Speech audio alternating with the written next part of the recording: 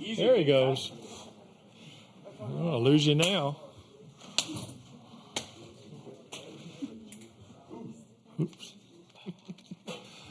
Okay. Jay, give us an overview, please. Yeah, I don't know where to start, so I'll do the best I can with this. National championship team, I think the most gratifying part of it is they were national championship people every single day of this thing.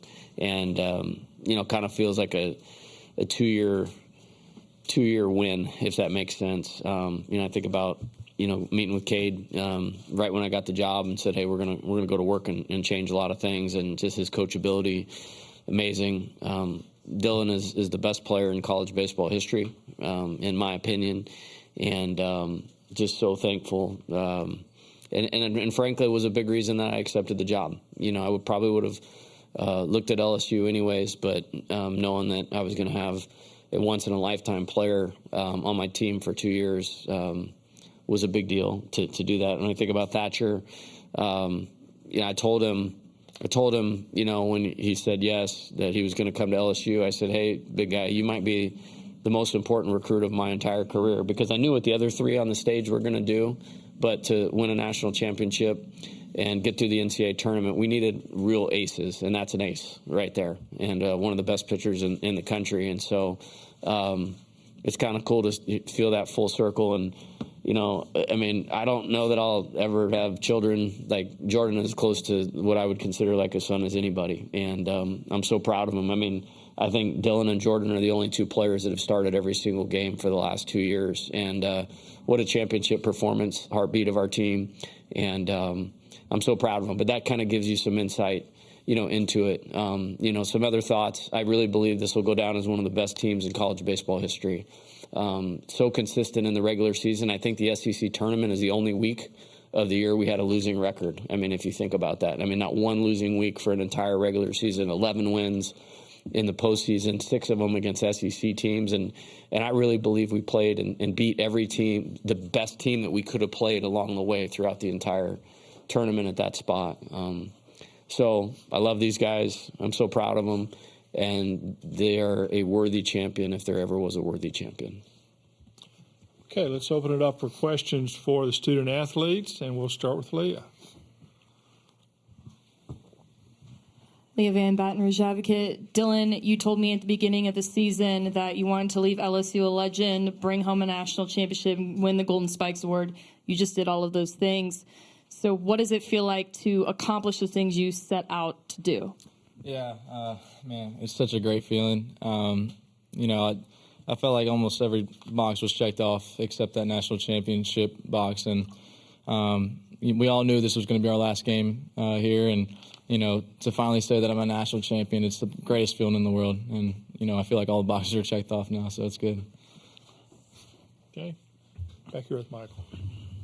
Michael Farrar with Bird Sports Network. For all three athletes, could you guys kind of talk about what was going through your mind when the final out was out and the dog pile and the celebration? There are 4 up here, There are 4, I'm sorry. You're talking about him, right? Jordan, you start. I'm sure I can't see. Jordan's. I got the first 2 ground balls of the inning, and after I got that second out, I kind of looked at Gavin and, almost started tearing up, but knowing that we have to get one more out, I wanted that last ball too. But, I just can't be more proud of my guys in the way that we've came out all year and just competed and fought through adversity. When guys went down, guys stepped up. That just speaks about the character about our team and the way that, we just handle our business and own our deal every single day. So, it is very rewarding for what we were able to accomplish, not only tonight, but the whole season. Thatcher. Yeah, that is the greatest feeling in the world. And, it's being a national champion, but it's with who we did it with. Every single guy right here and every guy in that locker room. It means everything. Dylan. Yeah, man. I think we were all fighting for that last out. The greatest feeling in the world. We've had some tough days, in the fall, long days, just grinding it out. We call it 2-a-days, where we literally sleep at the field and train twice a day. And looking back, I wouldn't trade anything for those moments right there, because this is where we're at now. This is the reason why we did all that stuff, and it's just a great feeling. Okay. Yeah, I had a different perspective, being in the dugout on that last out, but just hearing the crowd, finally starting to realize what's happening, and you're looking over in the dugout and you're seeing so many smiling faces, and I'm holding Sammy Dutton in my arm, and he's just so happy, and watching that last strikeout is just, you can't put a price tag, you can't put any feelings, words into that. Like, it's so exciting, and it's so the sense of gratification. That's awesome, and it's everything we work for. Let's go here with Aaron. Aaron Fitt, D1 Baseball. Cade, you said the other day that you grew up wanting to be Mikey Matuk and Ryan Schimpf and Jared Mitchell. What does it make you feel to realize that now kids are going to be growing up wanting to be Cade Beloso?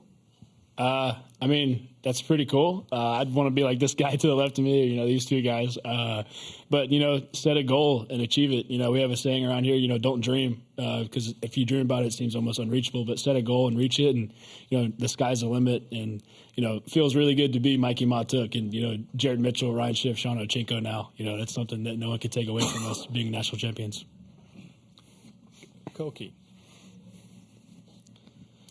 Dylan, were you the one who started the ring gesture, and was that an idea you sort of had heading into this game if you guys were up ahead, or what was the deal there?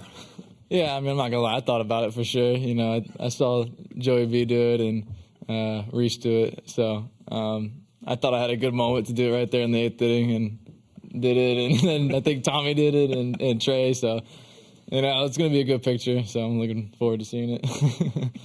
Okay, we got Wilson here.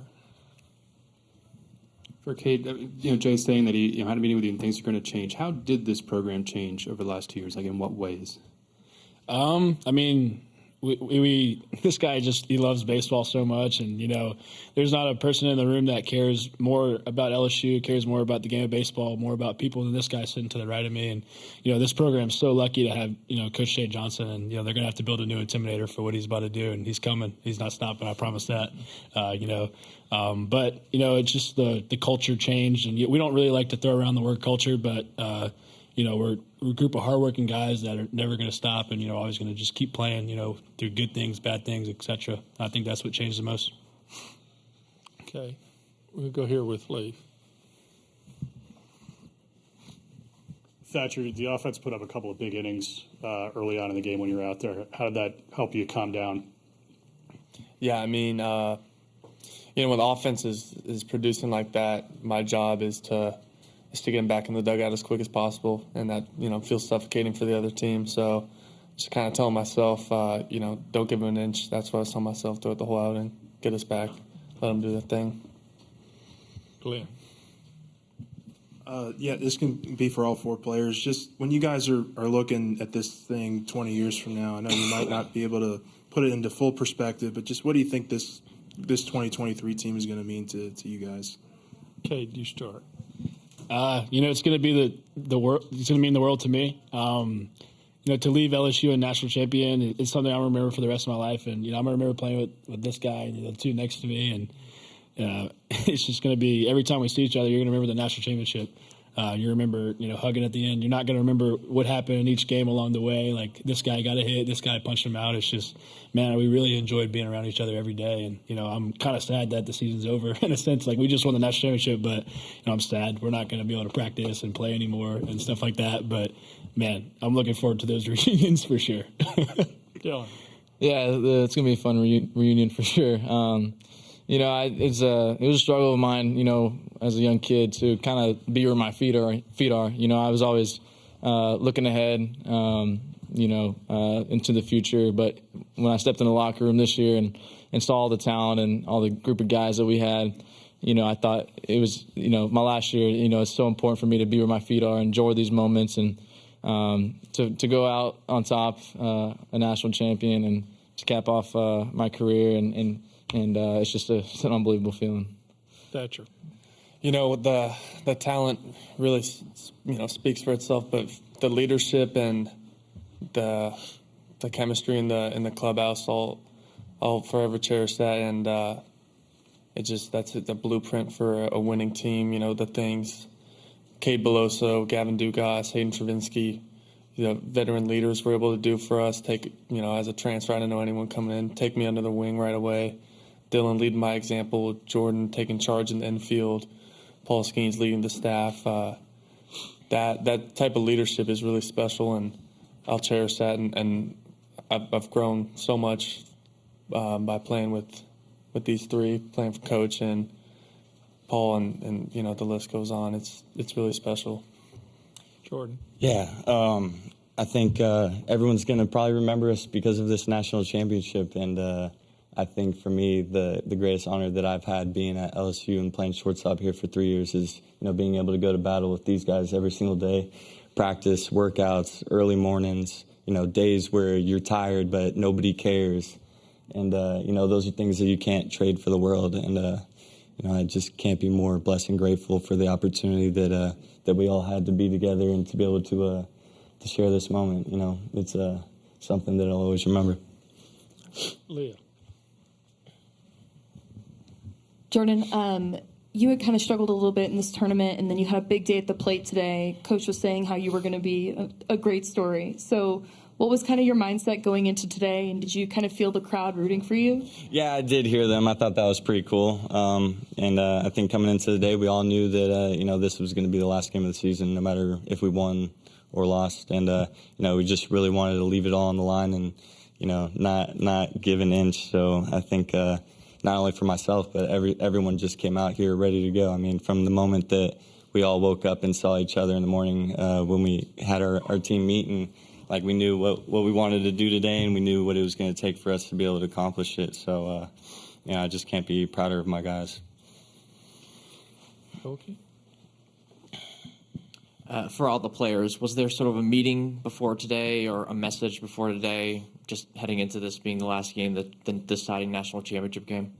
Jordan, you start. Yeah, I mean, kind of just what I said. I mean, we all knew that this was going to be the last game of the season. We just wanted to leave it all on the line. I mean, Thatcher going out there and being able to give us everything that he had for 6 or 7 innings, whatever it was. I mean, that was freaking huge. Cade and Dylan being able to do what they do not only today but all year. I mean, those are things that I'm going to remember. But I don't even know what else to say, man. It's just an unexplainable feeling, and I wouldn't want to do it with a different group of guys. I mean, these guys are my brothers, and I love every single one of them. Thatcher. I mean, can't say much better than that. That's our last game as the 2023 Tigers, so we didn't have to get ourselves amped up. We knew what we were playing for, and we played for that, played for each other. Dylan. We didn't really have a meeting. I think we all just knew, really. We got punched in the mouth yesterday, but that's the beauty of baseball. You get to wake up in the morning and do it all over again. So as soon as the game was over, everybody already forgot about it, and we woke up today and you could just see on everybody's faces they were ready to go, and there was nobody in the country, in the world that was going to beat us today. Cade? Yeah, exactly what Dylan said. I don't even think we had a team meeting last night, which is super rare for us. It was just like, hey, let's go get some sleep. Forget about this one as quick as possible. And the message in today's meeting before the game was, one game 71 for the national championship. Are you in? And that was pretty much it. And I'm pretty sure you just walked away, and we were all like, yeah, let's go. So, I mean, you can't let baseball get to you. The game's brutal sometimes, and you get punched in the face, and, just got to show up and play the next day. I think we did a great job of that today. Jocelyn. Jocelyn Stamp, Sports Illustrated Kids. Dylan, instead of being drafted out of high school, you chose to go to LSU. After what you've experienced at LSU and here in Omaha, what advice do you have to any high schoolers who are deciding whether to be drafted now or go to college first? Yeah, it was a tough decision out of high school. I was an 18-year-old kid. Didn't know what to expect for the future. There was a lot of if you go to school, it was like a bad thing or something like that. So to make that decision as a young kid like that and to be able to go to school. I mean, this is what I wanted to do. I wanted to go to school, and I wanted to experience this and bring a national championship to LSU. So if I had to give any advice, really, it's just, go to school, really. Experience this. Don't miss out on these 3 years. Just develop as a player physically and mentally for the next level, and everything will take care of itself. Okay, any more questions for the student athletes? If not, guys, congratulations. Thank you. Okay. Take your cards. Yes, sir. There we go. Yes. No. Not the chairs. Hey, Thatcher, grab those for all the guys right there. We'll get them. Yeah, grab those to for Bill all. or who. Okay, questions for Jay. Wilson. Jay Wilson, the Advocate. Congratulations, first of all. Second, you came into this game, it looked like Paul Skeens might go at any time. At what point did you know that you were going to be able to win a 3-game series without him even throwing a pitch? The 3 in the 8th, when we scored 3 in the 8th, I felt like, the wind was out of their sails, and you could kind of see the pressing and some of their at-bats was taking them out of their plan, and we were able to just keep piling up quick outs. Like, after 3, I didn't think we would get Thatcher through 6, but we started to separate there and made it 10-2, and then he got a couple quick innings. That made a huge difference. I mean, Riley had 1 inning in him, and at a 10-2 lead right there, I felt like we could get a quick 7th. And then it's Gavin, and then Paul's begging me to pitch the 9th, and I'm like, absolutely not. I'm like, if they get within 5, we'll get you up and throwing. But it's not coach speak or anything. Like, we really go through these assessments with them in terms of his hips, his back, his lower half, all of those things. So his body is a great delivery. He needed to be able to stay in his delivery. So we had to test all of those stuff, obviously test his arm. And then we felt like if we needed him, we would have had him for 30 pitches tonight. Then it became a decision of when do you use those 30 pitches? And I felt like we would have given Florida a shot in the arm had I started him, thrown 2 innings, and then taken him out of the game, and then taken him out of the game. And I didn't want to do that. And I felt like, with a 3-run lead in the 8th, and they see him trot out there, the psychological help that would have been for our team would have been enough to finish a close game. Yep. Okay, right there. Jacques Doucet, WAFB TV in Baton Rouge. Coach, you shared a very special moment with Jordan Thompson after the game, and I guess the last 24 hours and what he's been through, and to have the game he had tonight. Just your thoughts on that? Yeah, see, we go way back. I mean, way back before any of this LSU stuff. When he was a 15-year-old kid, I was trying to recruit him to Arizona as a pitcher. I mean, and I remember walking him by at a tournament. He had just picked LSU over Arizona, and he just looked and he kind of went go like this, and I shake my head and I said, "I'm still mad at you. I'm still mad at you." It's a great family. Cole Holland is high school coach at Helix High School, is a good friend of mine as well, and so I mean, there's a lot of history there before me taking the job. As I mentioned with Dylan, knowing Jordan was here for at least a couple years, that was an appeal to it. Then last year, I mean, the guy got so many big hits, but he made so many errors at the beginning of the season. Nobody paid any attention to how important a player he was for our team. And it pissed me off a little bit, to be honest with you. It pissed me off, frankly, because we wouldn't have even been in a regional last year if it wasn't for Jordan Thompson. And then we went to work. I mean, every day, August 21st on, the first day of school, we had skill instruction with infield defense. And I'm really proud of the season that he had. And he had a tough tournament until tonight. I mean, he got way outside of himself at the plate, and but there was no way we were going to take the defense out because the defense had been so good. And then he made 2 errors yesterday, and they were really simple. I mean, he came out of his fundamentals on the double play ball by trying to do too much, and then he tried to do too much and get the guy at third base. And so if you just identify them for what they are and then coach them through it, I mean, there was never any thought of taking them out. And in the last 24 hours, just kind of, my wife's asking me, "Is Jordan okay?" and this and that, and not really knowing all of it. And so I just brought him into my room this morning and go "Hey man, we're winning the national championship tonight. and you're going to do something special. But is there anything I can do to help you get to that point tonight? And he looked me in the eye and said, I'm good.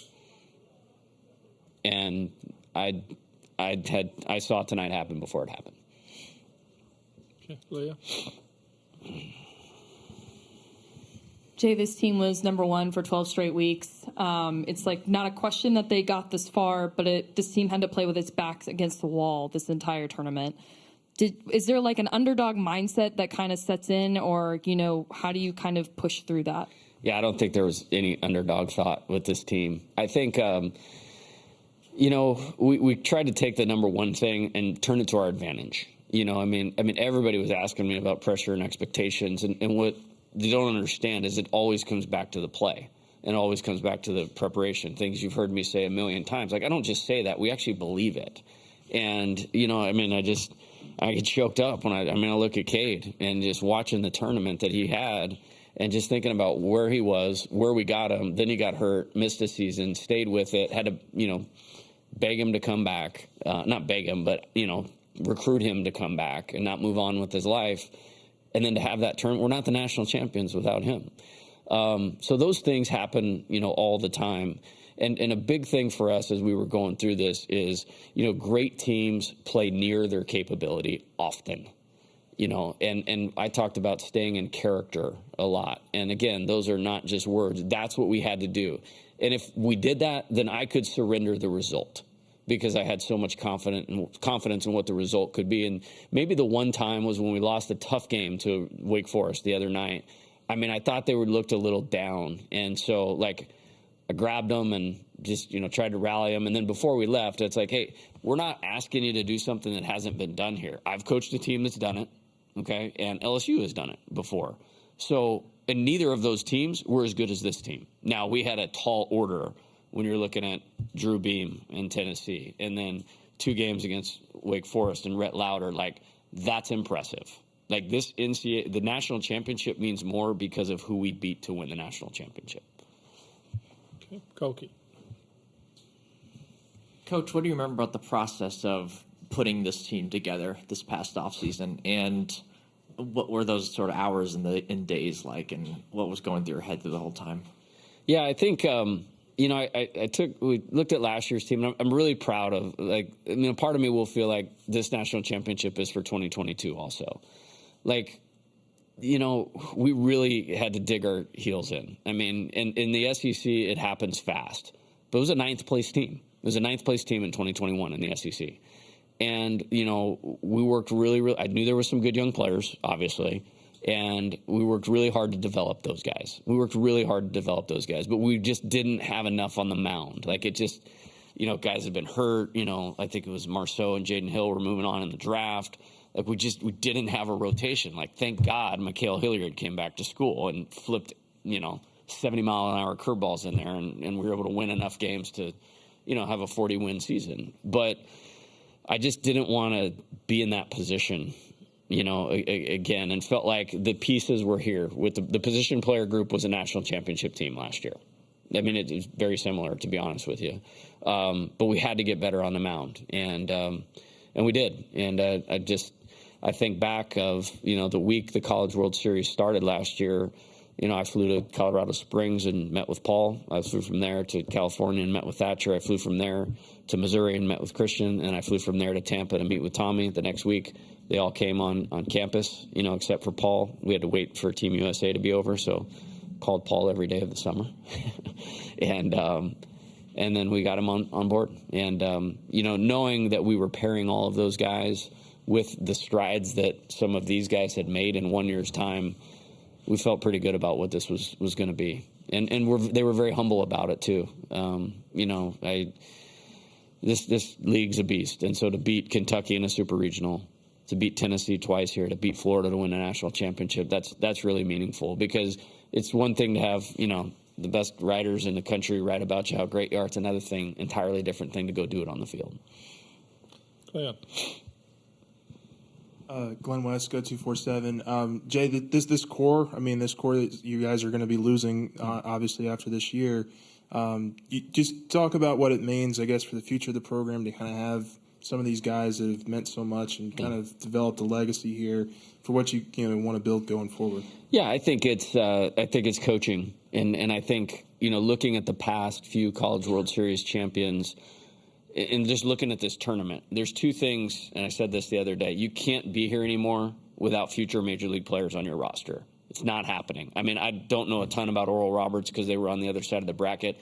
I'm sure there's a couple big leaguers on that team. And then you have to have old players that really know what they're doing. I think I'm excited about the young players that got exposed to this. And, hey, man, Jared Jones, he's a big reason we're here. That's a borderline freshman All-American. Paxton Kling's a superstar, I mean, in the making, Thatcher Hurd. I mean, every guy that pitch tonight might be back next year. The weight game, all those guys might be back next year. And we got some work to do. And hopefully the time lost, on the road, that's about as good as endorsement as you can come up with of what took place over here the last 2 weeks. Okay, Jock. Coach, I had a chance to visit with your dad on the field a while ago. He was great. Said that you told him when you were 5 that you were going to be a baseball coach. What's it like to share this experience with him here? And he brought up the kind of 7-year journey from you making it to the championship at Arizona to today, and how difficult that was the first time. Yeah, wow. Might see me crack here. Because I got started on this coaching journey really early. It's at the high school level, but I grew up in the house of a legend. He's the winningest track coach in California history. He didn't lose for 10 years. And he was a great football coach and offensive coordinator. And, my heroes were his running backs. You know what I mean? And that's all I wanted to be. And that part in itself is something enough. But, I'm sat next to Bill 7 years ago today with leaving the tying run on third base in this game and the winning run on second base. And I think about that every single day. And this championship's for this team, and it's about this team.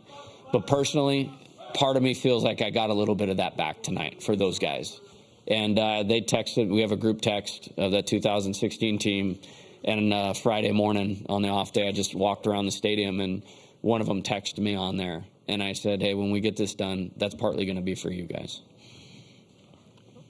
Michael. For our Sports Network. Coach, kind of a little bit of feed off his question. Coaches always have support. What would you like to say to your support and your staff? Wow. This is a special place. This is a really special place. And, Scott's there in the back. I think he's the best athletic director in the country. I'm obviously very grateful for him giving me this opportunity. It's to roll the dice, man. The West out here has not worked out. It hadn't worked out, and I actually called a couple guys that tried to do it just to avoid, some of the pitfalls, and got some great information from them. But they really, I think they took a chance. And if you look at it in the big picture, but I know what our process is.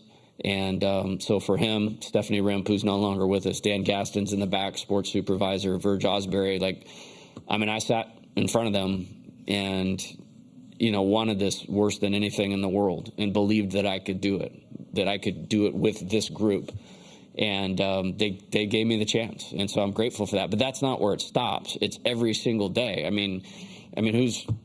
What baseball coach's athletic director calls them 2 or 3 times a week? Everything good. And Dan's in my office every single day. What do you need? How can we make this process that you're trying to develop the best that it possibly can be? And then, I'm just going to go for a second here. There's a lot of people that made this happen tonight. Wes Johnson is a special coach. He is a special coach. And I'm not worried about replacing the pitching coach. I'm worried about replacing the person. That's going to be the difficulty, because he's such a great person. Josh Jordan, coming over here from Duke, he's an insane worker. I can't beat him into the office, and all I do is work. It's amazing. He's done a great job for us. Mark Wanaka, we've been together for 25 years now. And the only coach that's been on my staff at every step along the way. And very, very, you can't do it any better than he does it, and doesn't get near the credit. Dan Fitzgerald, now the head coach at Kansas. I mean, we got to work right when we got here. I mean, we got to work, and he busted his rear end to help put some of this team together. We don't get Nate Ackenhausen without Dan Fitzgerald. You know, Jason Kelly last year. You know, we did a lot with a little on the mound, and he deserves a lot of credit for that. He's now the head coach at the University of Washington. You know, Coach Mainieri, I mentioned earlier on the field, making a transition as easy as it possibly could be. You know, spending time with him. You know, Nolan Cain, you know, recruited Dylan Cruz. You know, I mean, that's a massive hat tip, you know, right there. Alan Dunn, you know, those guys, like, it's pretty awesome. I mean, you know, to look back at that. And, you know, the GOAT himself, like Skip Bertman, I mean, we're either in person or on the phone 3 to 4 times a week. And I'm sure I'm leaving some people out, but a lot of people contributed to this, and it makes it even that much more special. Okay, we'll go back over here first.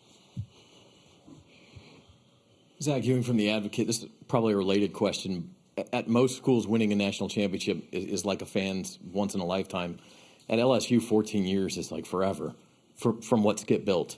Did you feel that pressure when you walk in, and maybe it's why you took the job? Did you embrace seeing those 6 national titles and wanting to add one? You know, I don't ever really think about it, because that would distract me from doing what it takes to accomplish it. And I know that sounds super weird, but I'm not a normal dude in that regard. I mean, like I said, sitting here next to Bill 7 years ago was literally one of the most painful moments of my entire life. And I wanted to win a national championship, and I wanted these guys to win a national championship. I wanted last year's team to come to Omaha, because nobody in the program had been to Omaha. You know, I mean, nobody in the other than the transfers that we had brought in. And so, like, just taking a second out there and looking at Dylan, I mean, and looking at Trey, and looking at Jordan, and looking at Ty Floyd. I mean, we had to win game 1. Obviously, everybody saw what happened yesterday. I mean, we were mapping out the series. Like, we have to win Saturday night. Like, we had to win that game to have a chance to win the national championship. We knew that going into it, and the performance he gave. I want it for everybody. I mean, it's a great state. It's a lot like where I grew up. I would want it for LSU. I know all that legacy and tradition. I'm so honored, like, to be a part of that. I really wanted it for these guys, because they've done everything that I've asked them to do and set the standard better than you could possibly do. And that's why this is important. Not just because we're national championships, because we've been national champions every day of this thing. Okay, Jacques. Coach Alex Milazzo said he was taught to play the game one way, hard. And I don't know if there's one play that sums up your team, but him scoring from first and breaking a bone in his foot or whatever happened there. Can you talk about that play and just the player he is? How about the at-bats he gave us all year long? I mean, I remember looking at that stat line in 21 when I took the job, and I mean, I had fans like sending me emails like right when I got there. It's like, get rid of Milazzo. He can't hit. You know, he's terrible. He's the worst hitter I've ever seen. Should be a Division I baseball player. I looked up at the board tonight. I'm pretty sure he hit over 290, and he's one of the best defensive catchers in college baseball. And more importantly than that, and that's all throughout this team, whatever we needed him to do when we needed to do it, he did it. And it wasn't like, I need more playing time, I need this. He was just ready the whole way. And wasn't the starter. And 4 years into her career, when a freshman beat you out, to be able to stay with it, be a great teammate, be ready to make your contribution, quadruple your production from an offensive standpoint, have every pitcher want to throw to you. Like, there's a good chance he'll be on our coaching staff someday. Like, that would not surprise me. I always say in practice sometimes when we're doing like a trick play or something, like Milazzo, when you're the head coach at Zachary High School, you'll be able to do this with your team. I mean, he's special. He's all LSU. And I was thinking in the 9th inning, is like, wait, this is going to happen. It's like somebody's got to pick him up and throw him on top of the dog pile with a broken foot. Okay, I guess that's it. I don't want to put you through any more pain sitting here. So. Oh no, we can stay here all night on this one. I was going to ask about the 18 runners left on base. Oh. Yeah. Okay. So I'll give you some insight now. Like, I didn't want to tip our struggles, because we had to stay with the team. But today we had 9 really good at bats here with runners in scoring position. So we played them on loop. and they were short swings, low line drives to the middle of the infield of guys not trying to do too much. So behind the scenes, that's where we were trying to get to. But there's a real part of this thing where, I mean, we just faced as good a pitching as you could for 6 of these 8 games, and they made it hard. So, yeah, they did a nice job of it tonight. That's how I'll remember this team with runners in scoring position, is this 18-4 win in the national championship game. Thank you, Jay. Yep, thank you. Thanks, buddy. See you. Good to see you.